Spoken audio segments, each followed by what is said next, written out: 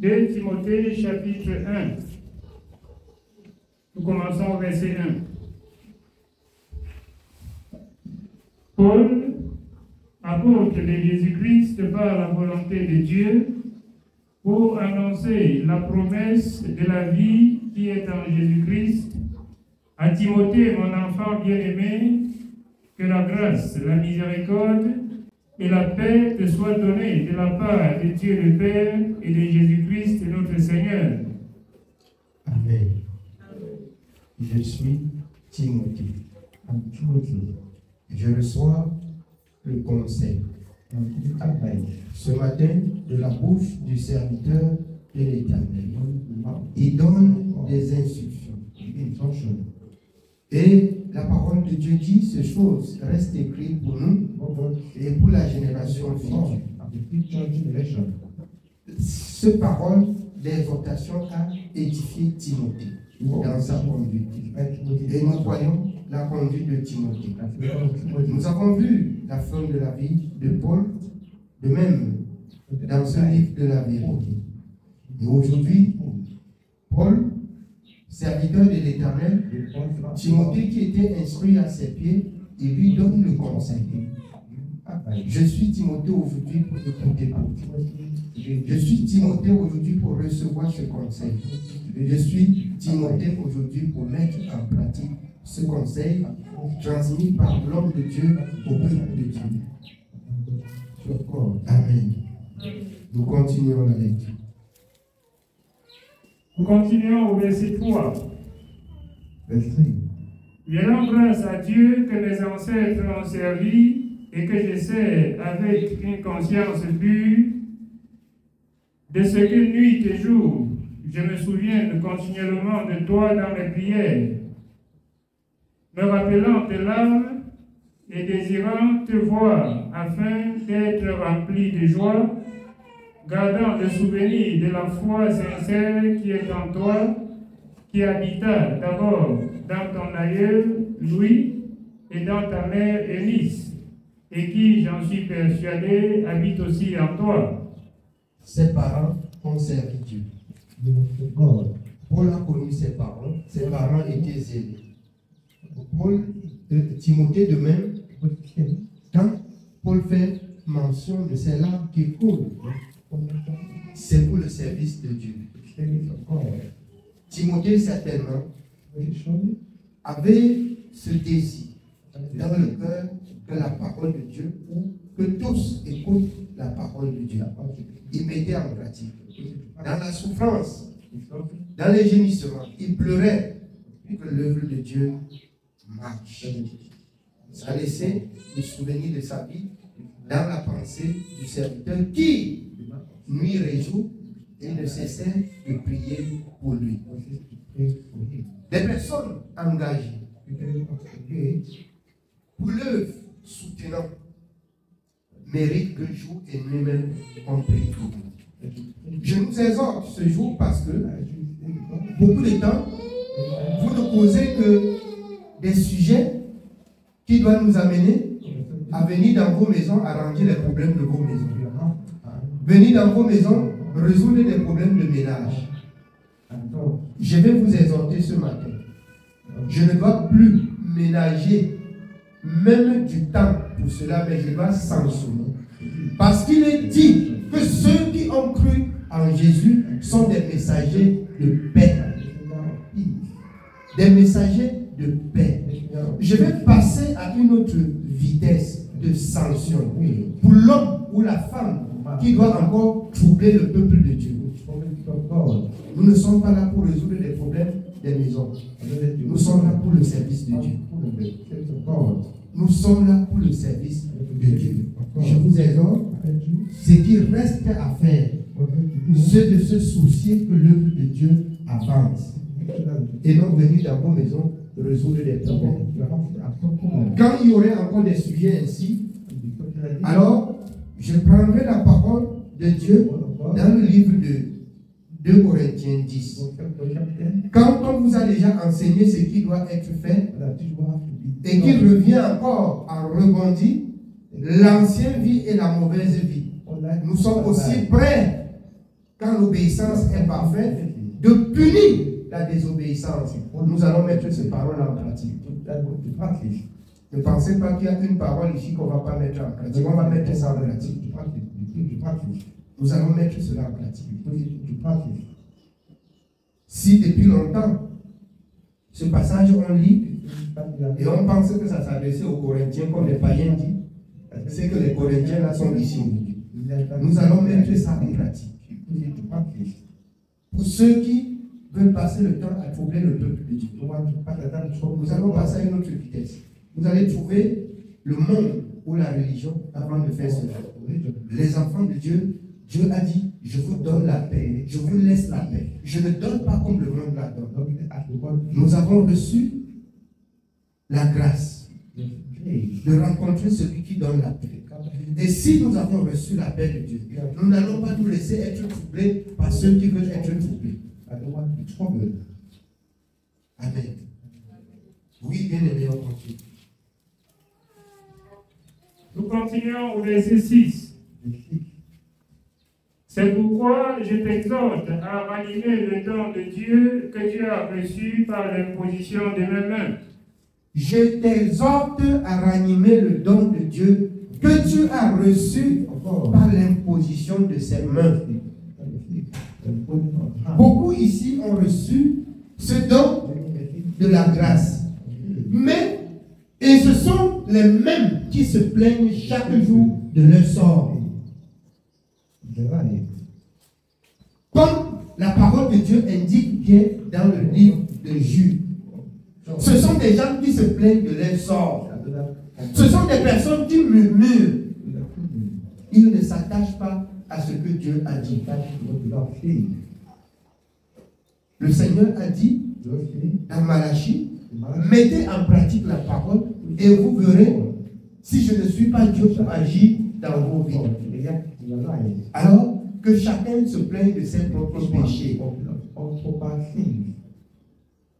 C'est très rare d'entendre quelqu'un qui se soucie que vraiment je n'ai pas compris ici. Vraiment compris Dieu que je comprenne. Ou qu'on m'exhorte là-dessus. Mais on vient toujours avec des problèmes.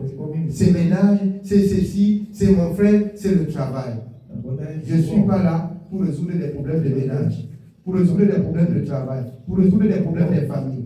Je suis là pour le service de Dieu. Celui qui va servir Dieu va se dépouiller. Celui qui va servir Dieu va même supporter quelques injustices pour arriver à mettre en pratique la parole de Dieu.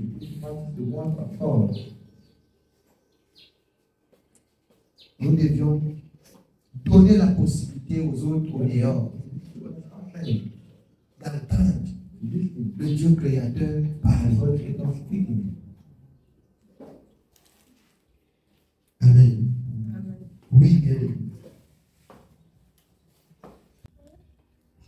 Car ce n'est pas un esprit de timidité que Dieu nous a donné, mais un esprit de force, d'amour et de sagesse. Nous n'avons pas reçu de Dieu un esprit de timidité, mais un esprit de force, de sagesse et d'amour pour le service de Dieu, pour le perfectionnement des saints, pour ceux qui ont reçu cet esprit de force, de sagesse, de crainte. Quand vous revenez à vous plaindre,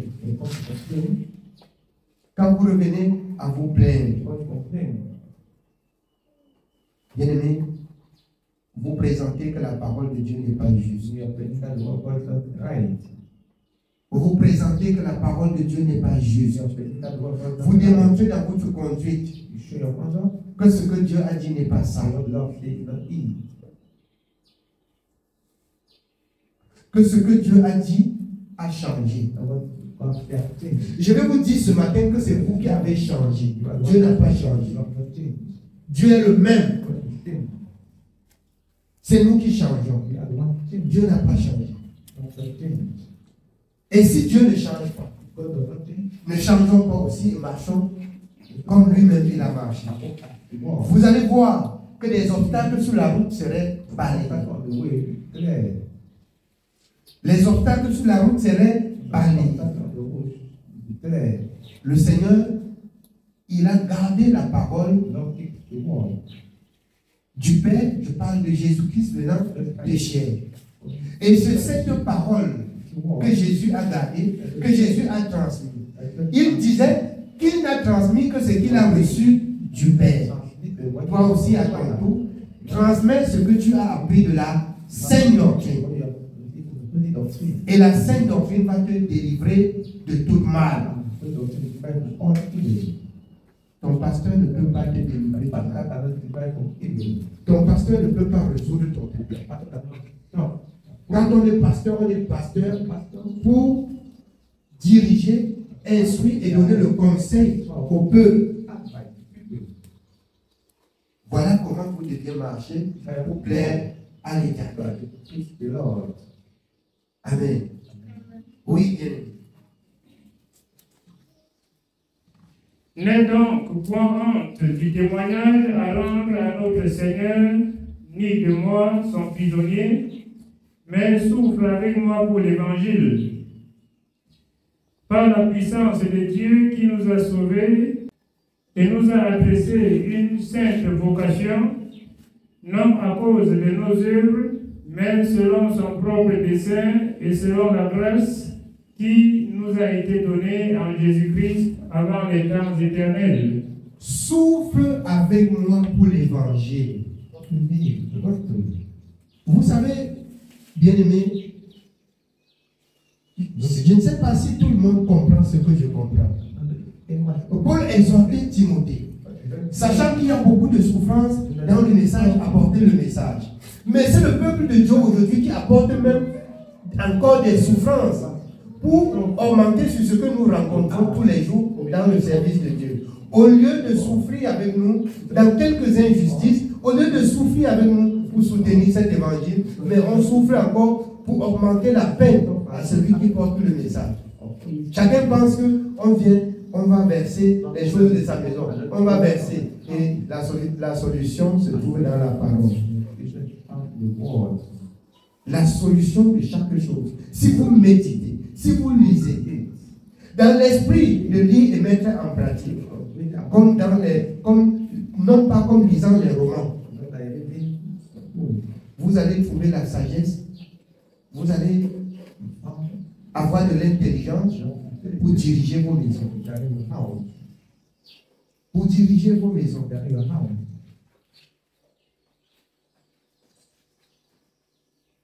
Que chacun se plaigne de ses propres péchés.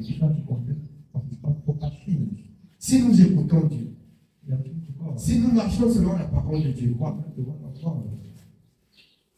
c'est Dieu qui va par la suite défendre notre cause devant tout obstacle. Mais quand on n'a pas le temps, je vais vous dire ce matin, si tu n'as pas le temps pour Dieu, tu vas avoir le temps pour les problèmes. Tu n'as pas le temps pour Dieu, ne te dérange pas, tu dois avoir le temps pour les problèmes. On ne te trompe pas. Le temps pour Dieu est moins. Le temps pour les problèmes serait plus. Que Dieu nous donne de comprendre cela. Amen. Oui, bien aimé. Nous continuons au verset 10. Qui a été manifesté maintenant par l'apparition de notre Sauveur Jésus-Christ, qui a détruit la mort et a mis en évidence la vie et l'immortalité par l'Évangile. C'est pour cet Évangile que j'ai été établi prédicateur et apôtre, chargé d'instruire les païens. Et c'est à cause de cela que je souffre ces choses. Mais j'en ai point honte, car je sais en qui j'ai cru. Et je suis persuadé qu'il a la puissance de garder mon dépôt jusqu'à ce jour-là. Je sais en qui j'ai cru. J'ai confiance en lui. Je n'ai pas peur. J'ai confiance en lui parce que je sais que lui, Dieu, là, il a le pouvoir de garder mon dépôt. Il a le pouvoir de me protéger du mal. Il a le pouvoir de me délivrer du mal. Je n'ai pas peur de ce qu'on doit dire. Je n'ai pas peur de ce qui doit arriver. Mais j'ai confiance à l'Éternel. Qu'il agit et qu'il agira encore pour moi. Le manque de confiance vient quand on ne met pas en pratique la parole de Dieu. Et alors on pourra avoir peur des mauvaises nouvelles. On pourra avoir peur. Mais si mon cœur ne me repose de rien, mon cœur sera toujours confiant en l'Éternel. Peu importe la difficulté qui peut arriver, l'Éternel est Dieu pour me délivrer. Amen. Oui, bien. Retiens dans la foi et dans la charité qui est en Jésus-Christ le modèle des saintes paroles que tu as reçues de moi. Retiens le modèle des saintes paroles que tu as reçues. Vous savez, c'est ça qui donne la vie. C'est ça qui procure la paix. C'est ça qui donne du repos. En fait, c'est ça la santé de tout le corps. Comme c'est écrit dans le livre de Proverbes. Amen. Oui, bien. Garde le bon dépôt par le Saint-Esprit qui habite en nous. Tu sais que tous ceux qui sont en Asie m'ont abandonné, entre autres Figel et Hermogène. Que le Seigneur répande sa miséricorde sur la maison de Nésiphore, car il m'a souvent consolé et il n'a pas eu honte de mes chaînes. Pour ceux qui prennent soin de l'évangile, ils seront consolés. Mais pour ceux qui abandonnent la parole pour le monde, vous-même vous avez entendu, ils ont leur récompense. Pour ceux qui troublent de même le peuple de Dieu, vous avez entendu, ils ont leur récompense. L'homme de Dieu ainsi bénit ceux qui le soutiennent et qui soutiennent l'œuvre de Dieu. Amen. Oui, bien.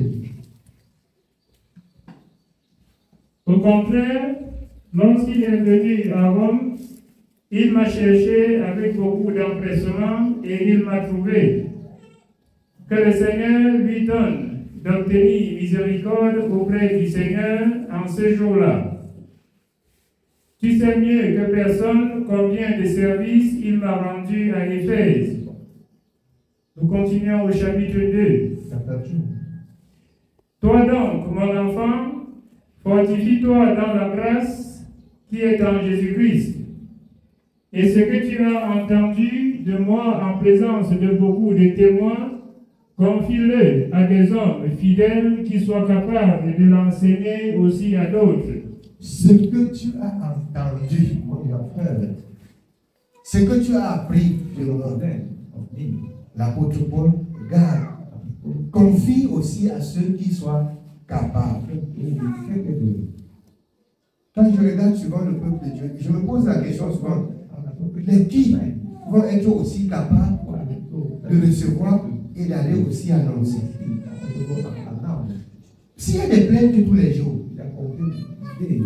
si chacun est aussi occupé à ces choses, et que l'œuvre de Dieu ainsi est méprisée, on peut confier cela à qui?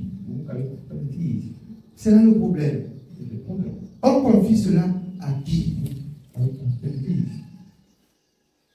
Et si nous prenons le temps de dire qu'on est des enfants de Dieu pour être là chaque jour, pas pour nous édifier sur ce qui est écrit, mais pour résoudre des problèmes familiales, on ne serait pas différent de la réunion du quartier. On ne serait pas différent de la réunion du quartier. Que l'Éternel nous accorde la grâce. Qu'on regarde ensemble ce qui est écrit pour mettre en pratique. Amen.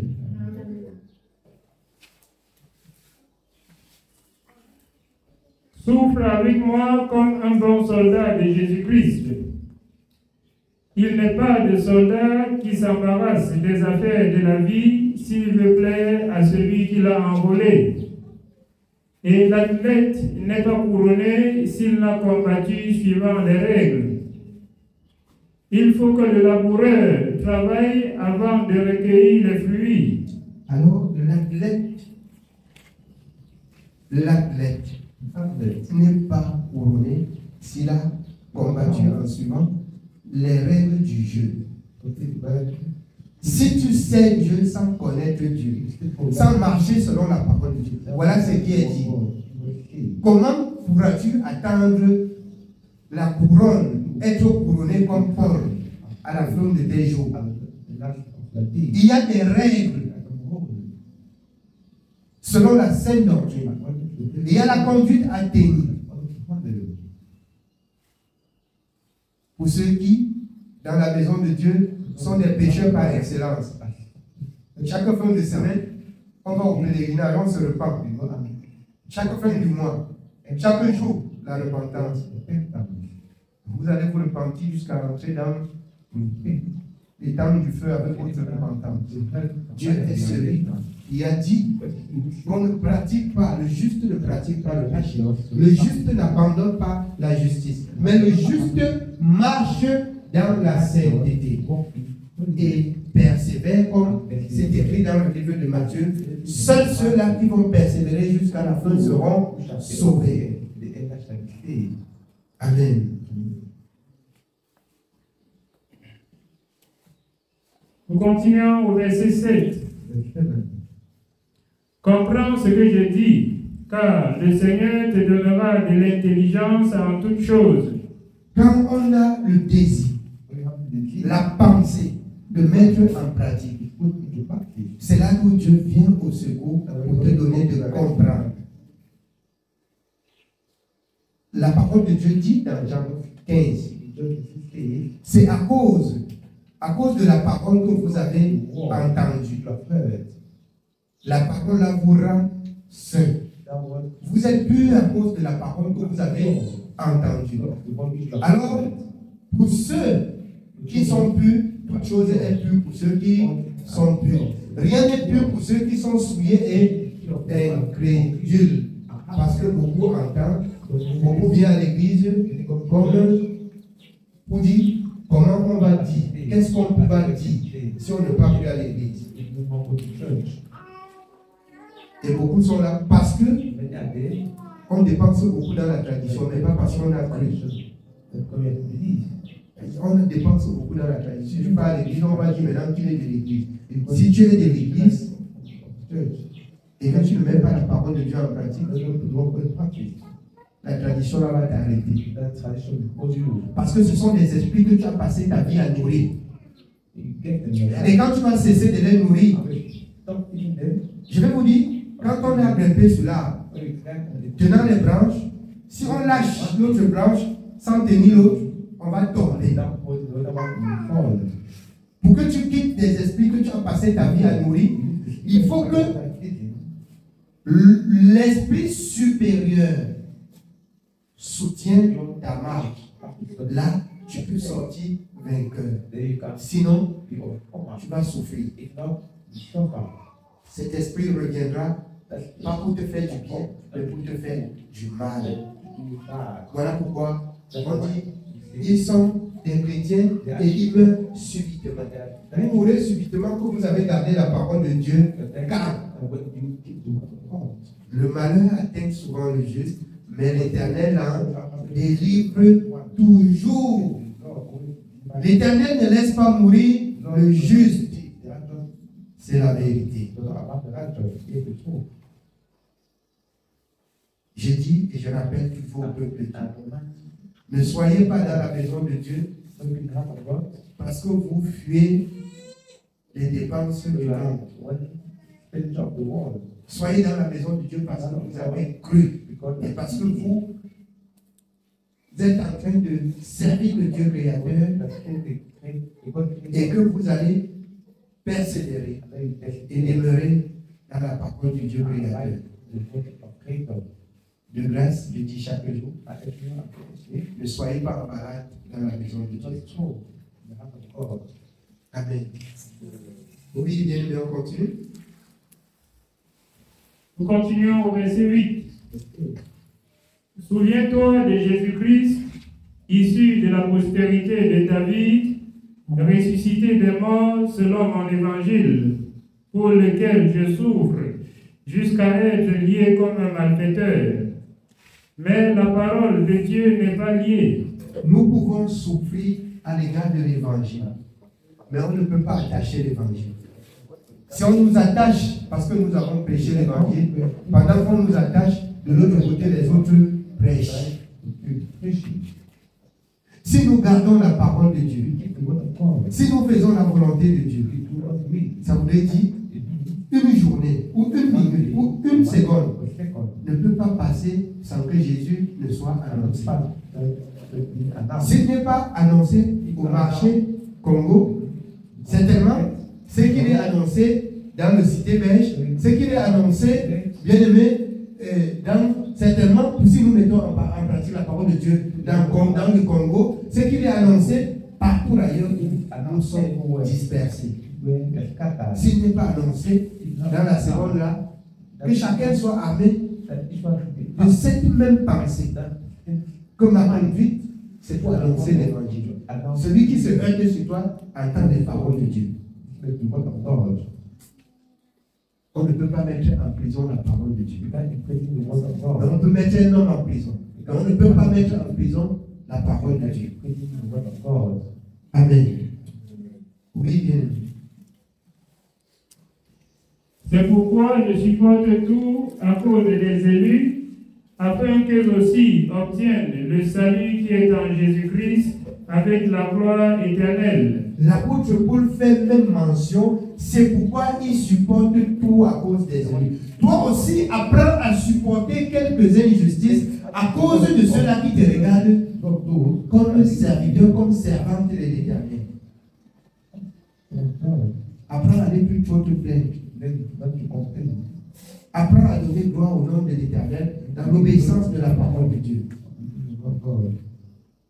On va dire par la suite, l'évangile à gloire est dur. On nous amène à ici, on nous amène là-bas. L'apôtre Paul, je l'aime beaucoup, parce qu'il dit, si cet évangile est voilé, c'est pour ceux qui se perdent. Si c'est dur aussi, c'est dur simplement pour les pécheurs. C'est dur pour ceux qui veulent qu'on embellisse leur péché. Sinon, vous voyez ce qui est dur dans cette parole. Que nous allons supporter quelques injustices. Que nous allons faire tout pour que le nom de Dieu soit glorifié. Où est ce qui est dur dans l'évangile? Amen. Oui, bien. Cette parole est certaine. Si nous sommes morts avec lui, nous vivrons aussi avec lui. Si nous persévérons, nous régnerons aussi avec lui. Il y a pourquoi le si? Vous allez vous rappeler qu'il est écrit, ce n'est pas tous ceux qui descendent d'Israël qui sont Israël. Ce n'est pas tous ceux qui sont dans la maison de Dieu qui sont enfants de Dieu. Le si est mis pour ceux qui sont enfants de Dieu. Et pour ceux qui ne le sont pas. Ça veut dire, dans la maison, dans une assemblée de l'église, il y a ceux qui sont pour Dieu et ceux qui ne sont pas pour Dieu. Je voulais t'exhorter ce matin. Efforce-toi d'être pour Dieu. Efforce-toi d'être trouvé pour Dieu et non pour le monde. Amen. Oui, bien. Si nous le régnons, lui aussi nous régnera. Si nous sommes infidèles, il demeure fidèle, car il ne peut se régner lui-même. Ça veut dire, si nous croyons à un moment où nous ne croyons plus, Dieu reste fidèle dans ce qu'il a dit. On l'a régné, mais lui, il ne se régnit pas. Il est fidèle dans ce qu'il a dit. Oui, bien aimé.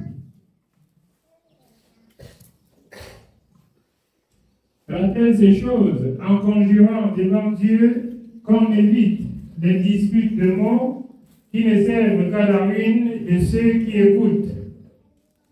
Efforce-toi de te présenter devant Dieu comme un homme éprouvé, un ouvrier qui n'a point à rougir, qui dispense droitement la parole de la vérité. Dispense aussi droitement la parole de la vérité sans éjoindre. Dis aussi la vérité. Mais si tu mènes une mauvaise vie, comment tu peux dire toute la vérité? Tu dois dire la vérité en partie, mais tu ne peux pas dire toute la vérité. Si tu ne mènes pas une vie conforme à la parole, devant certaines vérités, tu vas fermer ta bouche. Parce que ça te juge et ça te condamne. Et ça ne peut pas sortir de ta bouche. Sois de la vérité. Amen. Oui, bien. Nous sommes au verset 16. Évite les discours vains et profanes, car ceux qui les tiennent avanceront toujours plus dans l'impiété, et leur parole rongera comme la gangrène. Les discours vains et profanes. Évite de prendre le temps dans ce qui n'est pas de Dieu, dans ce qui ne loue pas Dieu. Évite de te retrouver avec ceux qui parlent pour le monde, mais soit avec ceux qui parlent pour Dieu.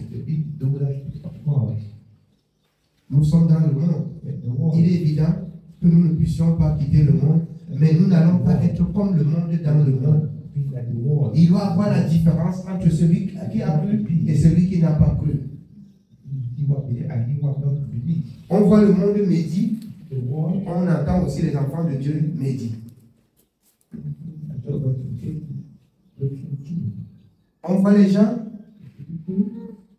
marcher dans le péché, on voit les enfants de Dieu aussi marcher dans le péché.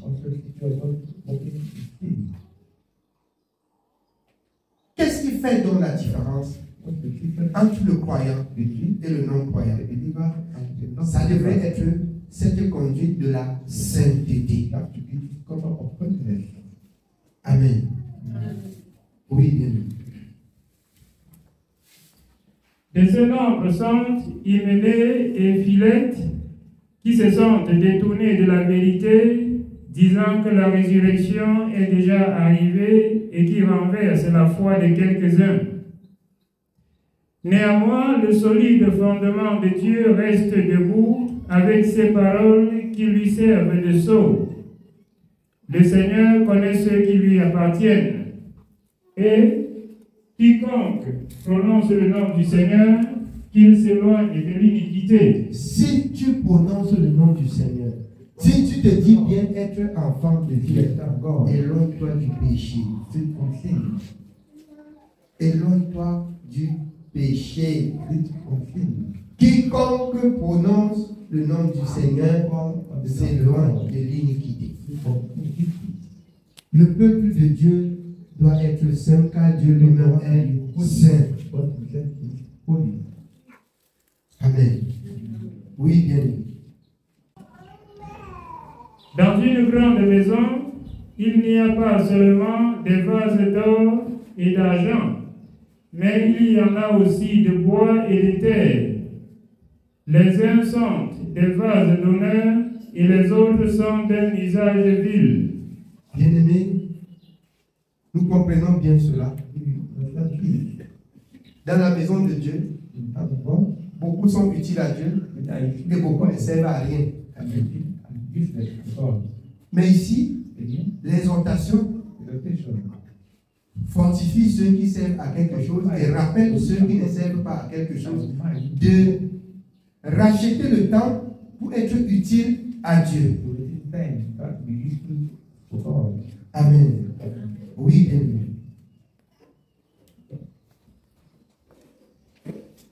Nous continuons au verset 21.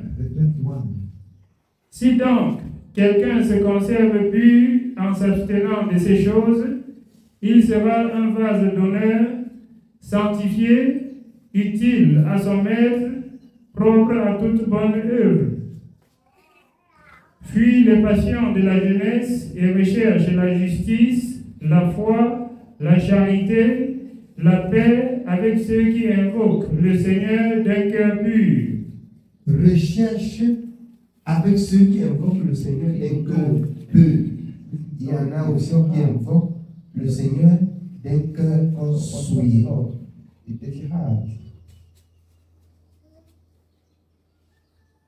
Nous connaissons que Dieu n'exauce pas les péchés.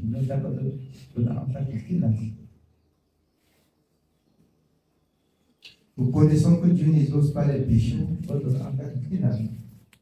Et c'est pour cette raison que nous exhortons le peuple à se sanctifier, afin qu'au temps difficile, que chacun élève sa voix que Dieu exauce. Vous voyez, même dans les moments de douleur, on prie Dieu 1, 2, 3, 4, 5 fois. Ça ne marche pas. Bien aimé, ça n'a pas marché. Il y a quelque chose qui ne marche pas. Il y a quelque chose qui ne marche pas. C'est la vérité. Je vous dis, parce que dans Ésaïe 59, non, la main de l'Éternel n'est pas courte, ni son oreille dure pour entendre la parole.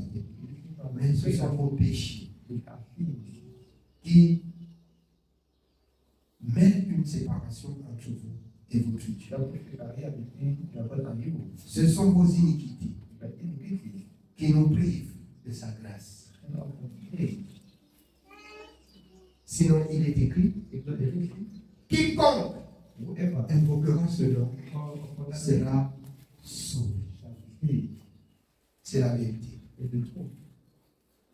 C'est la vérité. Quiconque. Comment donc invoqueront-ils un Dieu en qui ils n'ont pas cru? Jean 14, 15. Jésus, celui qui m'aime, gardera ma parole.